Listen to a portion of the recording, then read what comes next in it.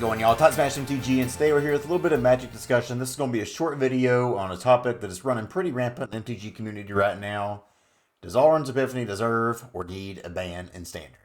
We can talk about Orange Epiphany. I guess we can talk about Esika's Chariot to some degree, because I heard people mention that one as well. I'll go ahead and say right off the bat, I think just no matter what your opinion is, the Esika's Chariot's a no.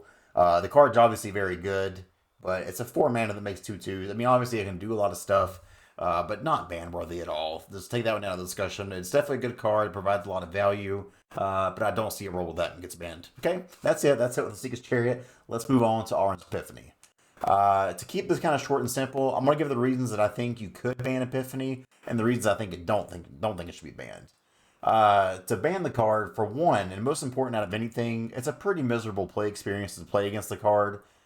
Even for me, playing with the card is pretty terrible sometimes because it just feels bad. Like, it just doesn't feel like real Magic whenever you're taking all these turns. Obviously, y'all have seen the deck in Standard right now that can copy Orange Epiphany. So there's times where you're taking 3, 4, 5 turns in a row. That's just not really how Magic was intended. And everybody can say, oh, you play your counter Magic. Counter Magic doesn't really work with that when you're countering spells. You can say, well, play aggro decks. You still have plenty of removal and sweepers in this deck to get around that.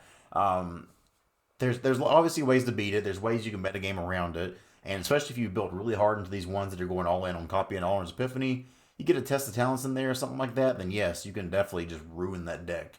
But it's just not a fun play pattern. The mirrors are awful to play against. It doesn't even feel really skill based. It just kind of matters like who gets to do the thing first. And it's just not fun. I don't think we want to be in a Standard where that's the thing. We've already saw that in the Standard right now it's powerful. Yes, the latest SCG results did show some mono green coming up and kind of knocking it out of the meta for that tournament, which is great. But even when it's not at the top, it shapes the format in a way that it probably shouldn't be shaped because you're having to have all these kind of answers for it on the outside. And I think without it, there's just so many more ways you can do things, so much more room to brew, and deck building space available there that having Epiphany in the format, or having Epiphany not be in the format, probably for the best. Now, reasons for keeping Epiphany in the format. Like I mentioned earlier, the SCG tournaments here recently, it was Mono Green City there. Epiphany kind of fell out of the metagame a little bit. People showed that they could beat it. And in the end, Orange Epiphany, whether you like the card or not, it's a 6 mana, 7 mana sorcery. So, again, 6 or 7 mana, that's plenty of mana for you to get under them with aggro decks. And if they're not copying it, a simple Jawari Disruption, Negate, Disdainful Stroke, there's all kinds of things in the meta that can copy this, or that can counter this card.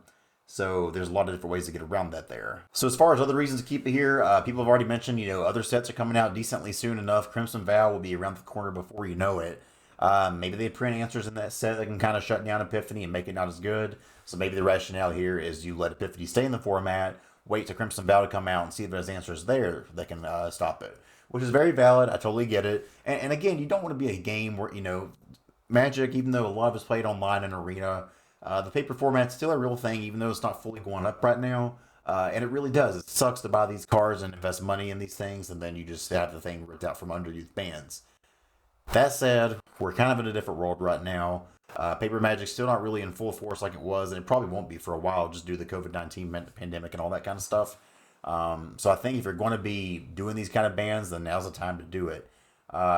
And I think no matter what, just to kind of get down to the overall, what is my opinion on this and what do I think Esika's Chariot and Orange Epiphany both are not strong enough on their own to deserve a ban, and I'm totally fine with them staying in the format.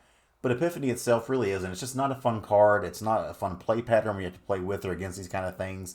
And I think if it was removed from the format now, no one would be very upset about it. There's a lot of people who I think would be super happy to see this thing gone. A lot more people would be happy about this thing being gone than a lot more people would be sad.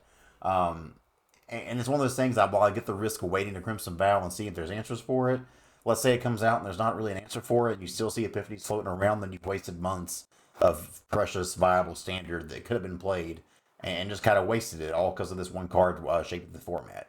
So I think if it was me, go ahead and ban the thing, get it out of here, and just move on from it. Extra turns and Magic have kind of just shown that they're always just kind of a toxic thing that people don't want, they don't enjoy, and it just leads to these play patterns that are not very enjoyable. Let me know what you think in the comments. Do you think Epiphany should be banned? Do you think Esika's Chariot should be banned? Do you think any other things should be banned? Let me know. Curious to see what y'all think. Again, not really calling for it on my end. I'm kind of fine either way. Even though I'm not playing a ton of Magic right now because my life is hectic. I still enjoy the format. It's still in a good place, I think. Obviously, these SUG numbers are trying to get a little bit scary with so much mono green, and is it kind of overtaking the meta? But the ladder itself for right now seems to be pretty clean right now. Still some decent variety in there, especially this kind of what you see in this time of the year on the ladder thus far. But that's what I got, y'all. Hope y'all enjoyed a little rambly, little talking discussion video. Have those now and then. Talk to y'all later. Thanks for watching. Thanks for the support. Let's go.